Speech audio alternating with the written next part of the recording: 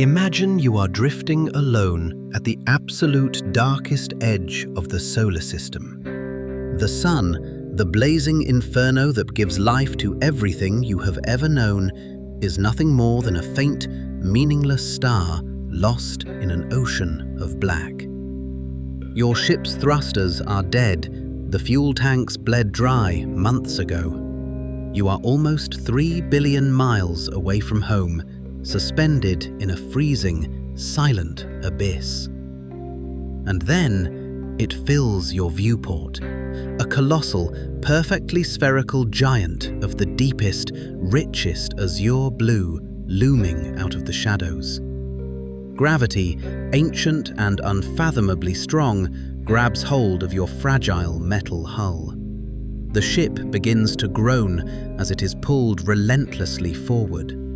You desperately try to reroute power, to fire emergency retro-rockets, to do anything to break free. But as the towering blue horizon swallows the stars, you realize with absolute, sickening certainty, you have crossed the threshold, and you are never going to leave. From the absolute safety of Earth, looking through the glossy images sent back by our probes, this world looks like a dream. Neptune is a breathtaking sapphire suspended in the deep dark. It looks serene, calm, and hauntingly familiar. It looks like a colossal ocean, an endless expanse of cool, deep water that might hide life, or at least offer a peaceful sanctuary at the edge of the void.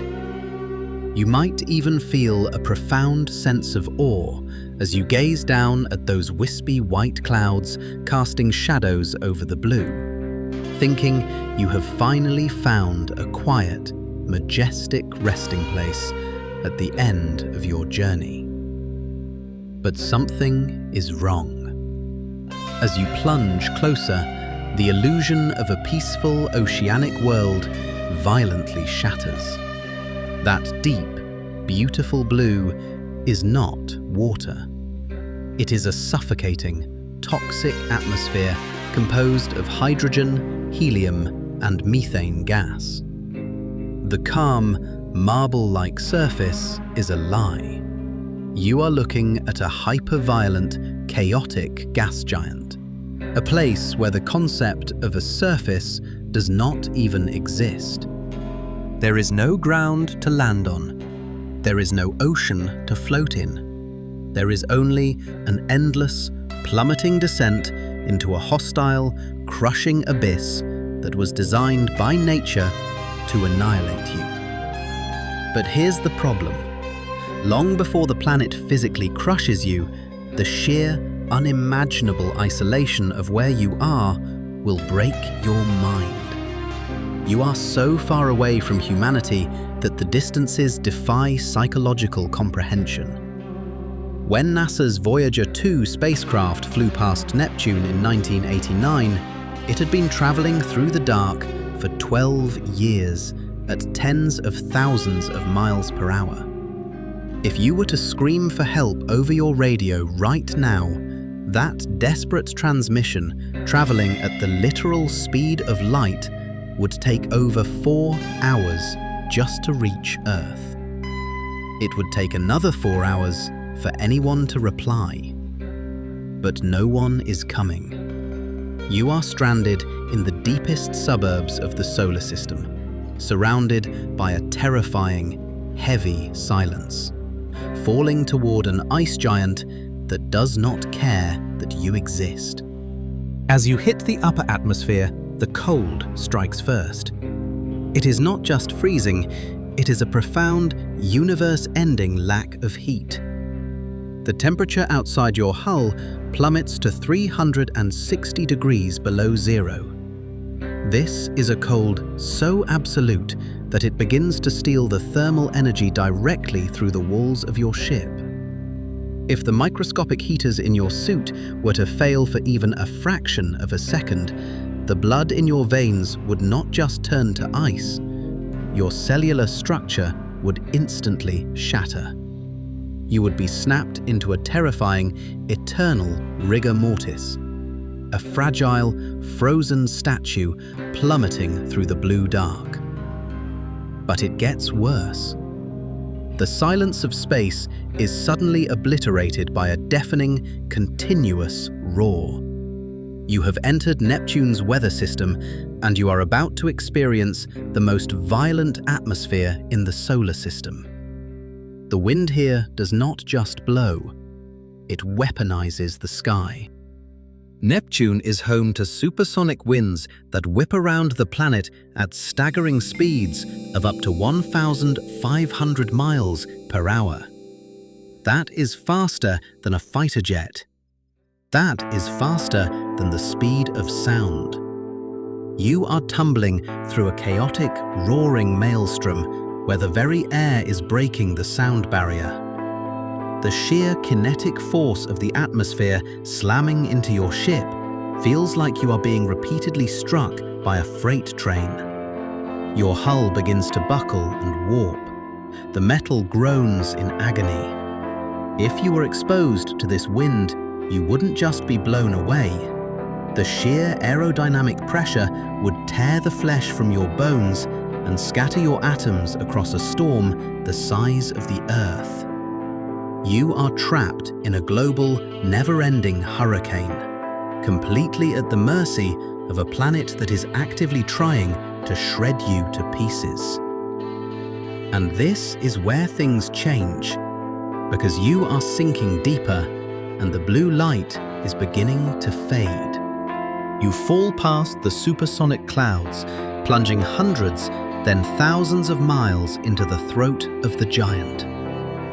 The sunlight from the distant sun is completely swallowed by the dense methane and hydrogen above you. You are plunged into absolute, impenetrable blackness. And as you fall into the dark, the atmosphere begins to change. The gas around you is no longer acting like a gas. Under the sheer, unimaginable weight of the thousands of miles of atmosphere piled on top of you, the air is compressing. It is becoming thick, heavy, and vicious. You are entering the mantle of the ice giant. But ice is a terrifying misnomer. This is not a frozen glacier. The crushing pressure generates intense, localized heat. You are plunging into a superheated, churning, boiling ocean of water, ammonia, and methane. It is a dense, electrically conductive fluid that exists in a state of matter completely alien to human understanding. Your ship, designed to withstand the vacuum of space, is now being squeezed by millions of pounds of pressure per square inch. The viewport glass begins to spiderweb with microscopic fractures. The air in your lungs feels heavy, as if invisible hands are wrapping tightly around your chest, desperate to crush the life out of you. But that's not even the worst part. The deepest, most terrifying secret of Neptune is hidden in this crushing, boiling dark. As you sink deeper into the mantle, the pressure reaches a critical, impossible threshold. The carbon atoms present in the methane are violently squeezed together, their molecular bonds snapping and reforming under the immense weight of the planet. They are being compressed into diamonds. But these are not beautiful gems sitting in a jewelry store. This is a lethal, cosmic hailstorm. You are falling through a pitch-black, boiling ocean of ammonia, while millions of razor-sharp diamonds, some the size of boulders, rain down around you. They are sinking toward the core, pulled by gravity, cutting through the dense fluid like subatomic shrapnel. If one of these jagged, compressed anomalies strikes your fragile, groaning ship, it will tear through the reinforced titanium hull as if it were wet tissue paper. The ocean will violently rush in. You are navigating a blind, crushing minefield of precious stones that have been weaponized by gravity into armor-piercing bullets. But here's the problem. The planet still isn't done with you. If, by some absolute miracle of engineering, your ship survives the supersonic winds, the boiling ammonia ocean, and the diamond hail, you will eventually reach the end of your descent. You are being dragged toward the core. Deep in the heart of Neptune lies a solid mass of rock and exotic ice, roughly the mass of the Earth. But it is not a ground you could ever walk on. The pressure here is millions of times greater than at sea level on Earth. The temperature rivals the surface of the Sun. At this hellish epicenter, the very laws of physics and chemistry break down completely. Water exists as superionic ice, a bizarre phase of matter that is simultaneously a solid crystal and a flowing, electrically charged liquid. It is an environment so extreme, so completely hostile to the existence of matter, that your ship would not just be crushed. It would not just be incinerated. It would be chemically dismantled, its atoms melted down and violently integrated into the churning, alien heart of the planet. You would cease to exist entirely. You would become a microscopic, unrecognizable part of Neptune's dark, crushing core. The universe was never meant for us. We look up at the night sky and tell ourselves grand, poetic stories of exploration. We build machines, map the stars, and dream of conquering the distant blue orbs that hang silently in the void. We desperately want to believe that the cosmos is an open ocean, just waiting for humanity to set sail.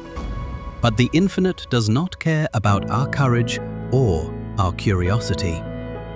Neptune is a mesmerizing, swirling masterpiece of cosmic architecture, but it is also a perfect, inescapable execution chamber. It is a monument to the absolute hostility of deep space, a place where the elements act with a brutal, uncaring efficiency to erase anything that is soft, warm, and fragile. It does not hate us. It does not want to destroy us. It simply exists on a scale so grand, so ancient, and so terrifying that our survival is biologically and mathematically impossible. We are fragile, delicate creatures, clinging to a tiny rock perfectly calibrated to keep our lungs breathing and our blood flowing. Beyond our thin blue atmosphere lies an endless, violent, and indifferent universe filled with monsters. And the most terrifying among them are the ones that look like a beautiful, calm blue ocean, spinning silently in the freezing dark, waiting for nothing, and crushing